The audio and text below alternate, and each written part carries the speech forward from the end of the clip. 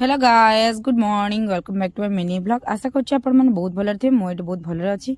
तो चलंतु आज blog to start करबा। जेमति कि गां रे देखि दिबे शीत दिन है, धान काटा हला पर सब बिल रे केमतिया लुगा सुका हुए देखि परथबे। हेई हमर सब सुका हिची। मो जेजमा एठी फूल तोलुची। तापर हमर सब धान सुका हिची। एठी केते सारा लुगा सुका हिची देखि परथबे। माने एक्चुअली माने शीत दिन माने बाहर लुगा सुकिने टिके मजा लागे। माने कि होची से खरार उठिते जीवो टिके ठिया हबो। तो एमती सारा कथा आमर घरे हूँ धान अच्छी ना, तो से लगी हूँ कि सेना आम बाहर आणिक सुखी दिया। तो देखी पारे आमर ये धान सुखाई, अधा धान भी कटा सरीगला। से गाड़ी धान काटुची। तापर एठी केते सुंदर देखी पारे आम चुई मामती गाड़ी करुँची। तो एमती सारे किसी नजारा।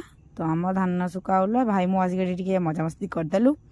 तापर आम रकुआटा कथी मुझे गनी ताको एक्चुअली डाकीदेला मैंने से बढ़िया रक रेस्पंड करे। कारण जहाँ भी से घर जो गली ना, तो निहाती शुणव टे आउ।